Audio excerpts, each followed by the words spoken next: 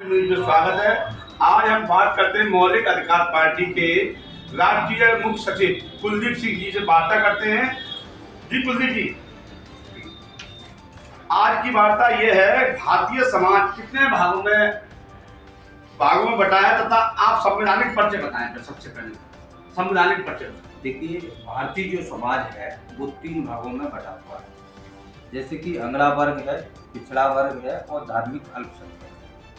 अंगड़े वर्ग में हम आप देखेंगे तो अंगड़े वर्ग में ब्राह्मण है, क्षत्रिय है, वैश्य है। और अब उसके बाद जैसे कि मैंने अंगड़ा वर्ग और पिछड़ा वर्ग और धार्मिक अल्पसंख्यक। तो धार्मिक अल्पसंख्यक में ईसाई है, इस्लाम है, सिख है, बौद्ध है, पारसी है, जैन है। इस तरीके से ये 6 धर्म के लोग धार्मिक अल्पसंख्यक में आते हैं। आप बात करेंगे कि यहाँ भारत के अंदर SC, ST, OBC के लोग वो किस वर्ग में आते हैं, तो SC, ST, OBC के लोग ना तो अंगड़े वर्ग में है ना धार्मिक अल्पसंख्यक में है। तो ये पिछड़े वर्ग के लोग, पिछड़े वर्ग में है ST है और SC। और SC और ST जो है इनकी पहचान जो है 1932 में ही हो गई।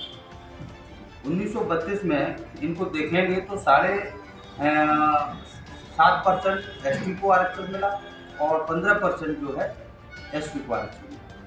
जिसे हम आप जो है इसको हिंदी में जो देखेंगे, जैसे आमतौर पर लोग जानते हैं अनुसूचित जात, अनुसूचित जनजाति। उसके बाद जो बचा हुआ समाज जो है जिसको बोलते हैं अन्य पिछड़ा वर्ग, यानी जो बचा हुआ से ये बचे हुए को अन्य बोलेंगे तो ये अन्य पिछड़ा वर्ग है, जिसे OBC बोलते हैं। तो हम यहाँ पर देखेंगे SC, ST और OBC, ये तीनों लोग कौन है? पिछड़े वर्ग के लोग हैं। पिछड़े वर्ग का मतलब है बैकवर्ड क्लास यानी BC। और आज SC, ST, OBC के लोग इस बात को जान जाए कि हम सारे लोग जो है पिछड़े वर्ग के लोग हैं, तो पिछड़े वर्ग के लोगों में बहुत बड़ा परिवर्तन हो सकता है। ये पिछड़े वर्ग के लोग इन बातों को नहीं जानते, क्योंकि हम आप देखेंगे जो वर्ग है हमारा, वर्ग क्या है? पिछड़ा है। अब जब ये बात आप कह रहे हैं कि ये सब लोग जानते हैं कि ये बैकवर्ड में आते हैं, SC, ST, OBC। अब बात करते हैं जैसे कि सरकार ये कहती है कि अनुसूचित जाति SC, ST, OBC, सरकार क्यों नहीं इस चीज को देख रही है कि ये जातियां सब OBC में आनी चाहिए? इस पर आप क्या कहना चाहते हैं?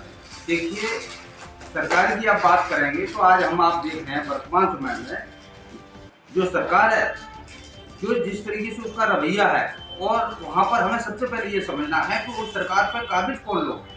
अंगड़े वर्ग के लोग हैं। क्योंकि ये जो देश है ये पहला अनोखा ऐसा देश है जो जाति व्यवस्था में जकड़ा हुआ है। तो आज अंगड़े वर्ग के लोग बिल्कुल नहीं चाहते हैं इनकी कोई एक पहचान बने, इनको जानकारी हो पिछड़े वर्ग के लोग। ये जो भी आपने जो व्यवस्था बनाई है, पिछली सरकार भी रही है, तो उनको भी इस पर ध्यान देना चाहिए। अभी तो मान लो चलो आप कह रहे हैं भाजपा सरकार है, वो नहीं चाहती है, तो पिछली सरकारें रही है, माननीय अखिलेश जी की सरकार रही है, मायावती की सरकार रही है, उन लोगों ने क्यों नहीं किया? देखिए, इसके लिए ये सारी व्यवस्था उन्होंने क्यों नहीं लागू कराई? देखिए, इसके लिए मैं कहना चाहूँगा कि डॉक्टर अम्बेडकर बाबा साहब जो हैं सामाजिक न्याय की पाठशाला के रूप में बहुत एक महत्वपूर्ण पौधे में उनको लिया जाता है, उनको पढ़ा जाता है। और जहाँ तक है भारतीय राजनीति में हम आप देख रहे हैं बाबा साहब का हर जगह नाम आता है, और भारत में नहीं विदेशों में भी इनके विचारों को लोहा माना जाता है। क्योंकि 26 जनवरी 1950 को संविधान को सौंपते हुए डॉक्टर अम्बेडकर बाबा साहब ने कहा था कि आज से हम दोहरी जिंदगी में कदम रखने जा रहे हैं। एक तरफ राजनीतिक क्षेत्र में भागीदारी होगी, लेकिन दूसरी तरफ सामाजिक आर्थिक गैर बराबरी बनी रहेगी। और इस आर्थिक सामाजिक गैर बराबरी को जल्द समाप्त नहीं किया गया तो बड़ी मुश्किल से तैयार किया हुआ ये राजसत्ता का महल ढह जाएगा। आज बाबा साहब का दूरदर्शी को भाषण जो है स्पष्ट रूप से दिखाई दे रहा है।